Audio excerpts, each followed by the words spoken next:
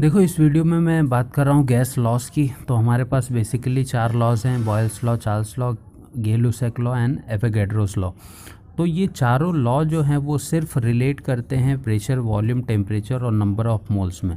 तो कभी भी इनको पढ़ते टाइम हमको ये ध्यान में रखना है कि ये चारों लॉ सिर्फ डील करेंगे pressure, volume, temperature and number of moles में।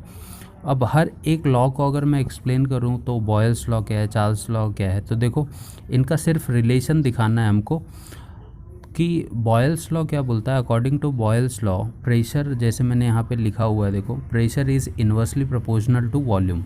और जो चीज़ यहाँ पे डिस्कस नहीं हो रही है वो क्या हो जाएगी, कांस्टेंट हो जाएगी। जैसे कि देखो अब अगर मुझे बॉयल्स लॉ बोलना है तो मैं क्या बोलूँगा, according to Boyle's law the pressure of given mass of a gas is directly inversely proportional to volume at constant temperature।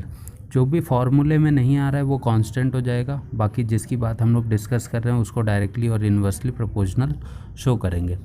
अब देखो चार्ल्स लॉ जैसे मैंने लिखा हुआ है, according to Charles law the volume of given mass of gas is directly proportional to temperature at constant. अब यहाँ पे जो चीज़ डिस्कस नहीं हो रही है वो क्या है, प्रेशर। तो सिंपल सा क्या लिख देंगे, एट कांस्टेंट प्रेशर। ठीक, तो जो भी चीज़ें डिस्कस कर रहे हैं वो डायरेक्टली और इन्वर्सली प्रोपोर्शनल होगी, जो नहीं डिस्कस हो रही है वो क्या हो जाएगी, कांस्टेंट हो जाएगी। तो सिंपल सा लॉ है। चार्ल्स लॉ क्या बोलता है कि वॉल्यूम जो है वो डायरेक्टली प्रोपोर्शनल है टेम्परेचर के at constant pressure. Again same देखो गे-लुसैक लॉ अगर मैं बोलूँ तो according to this law pressure of given mass of a gas is directly proportional to temperature. अब यहाँ पे कांस्टेंट क्या लिख देंगे, एट कांस्टेंट वॉल्यूम। ये इसकी सिंपल सी डेफिनेशन हो जाती है। तो हम लोग गैस लॉस को ऐसे ही याद रख सकते हैं कि Boyle's law, according to Boyle's law pressure is inversely proportional to volume. According to Charles law volume is directly proportional to temperature.